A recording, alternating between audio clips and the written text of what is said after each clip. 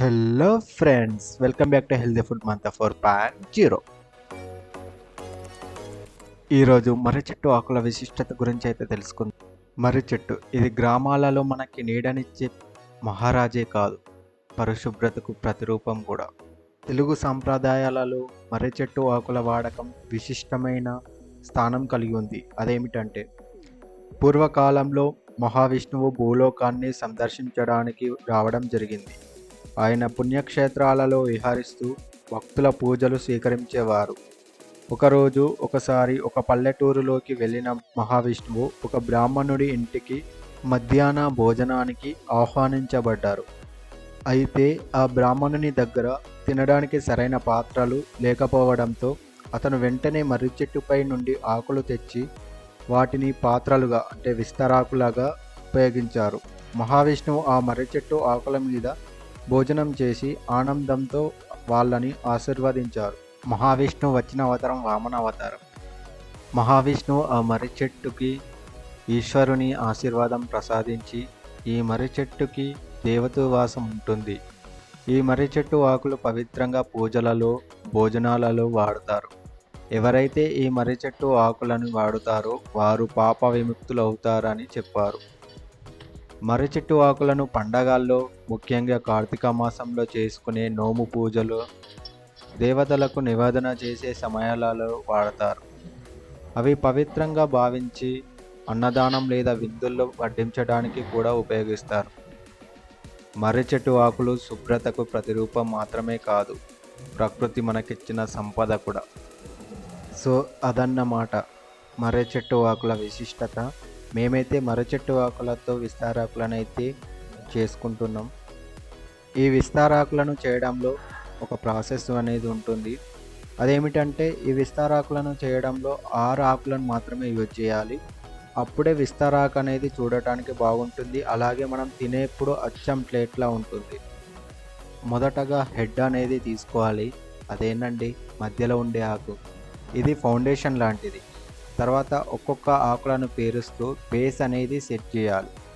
మేమైతే వేప పుల్లలను అయితే యూజ్ చేస్తున్నాం ఒక్కొక్క ఆకుని సెట్ చేయడానికి.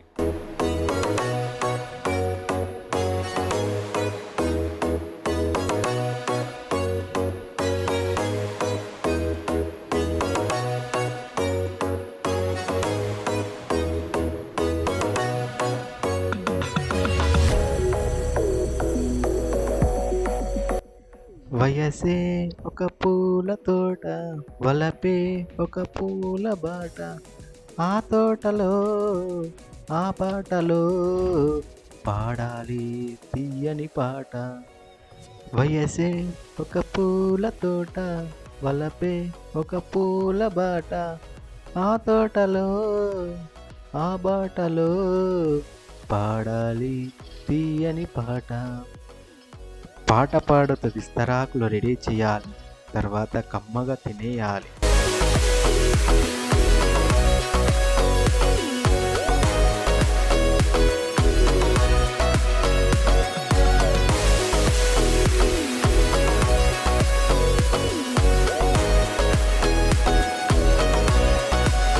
మర్రి ఆకులు అయితే చాలా క్లీన్గానే అయితే ఉన్నాయి ఫ్రెండ్స్.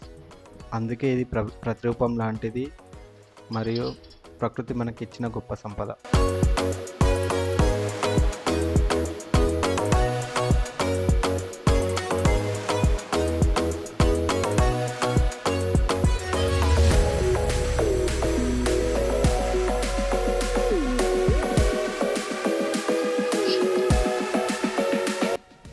వయసే ఒక పూల తోట, వలపే ఒక పూల బాట, ఆ తోటలో ఆ బాటలో పాడాలి ఓ తీయని పాట.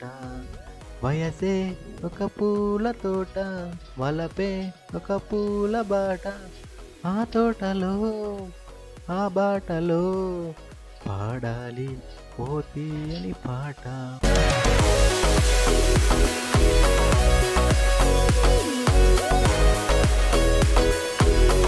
ఫ్రెండ్స్, విస్తరాకైతే ఫినిషింగ్కి అయితే వచ్చేసింది.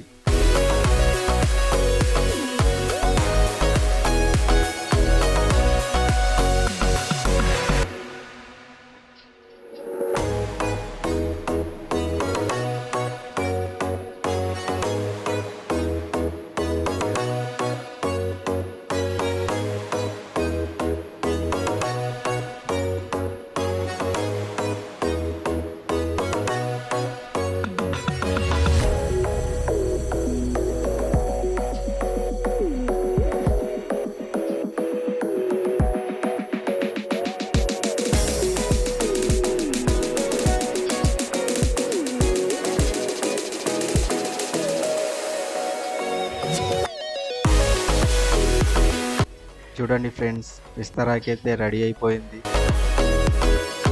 విస్తరాకు ప్రాసెస్ నచ్చిందా? ఇంకెందుకు ఆలస్యం, మీరు కూడా ట్రై చేయండి. ఫైనల్గా విస్తరాకు రెడీ కాగానే అందులోనే భోజనం అయితే చేసేసినాం. ఇదేనండి నేను చేసుకున్న విస్తరాకు. వీడియో నచ్చిందా? ఇంకెందుకు ఆలస్యం, లైక్ చేయండి, షేర్ చేయండి, ఛానల్ని సబ్స్క్రైబ్ చేయండి.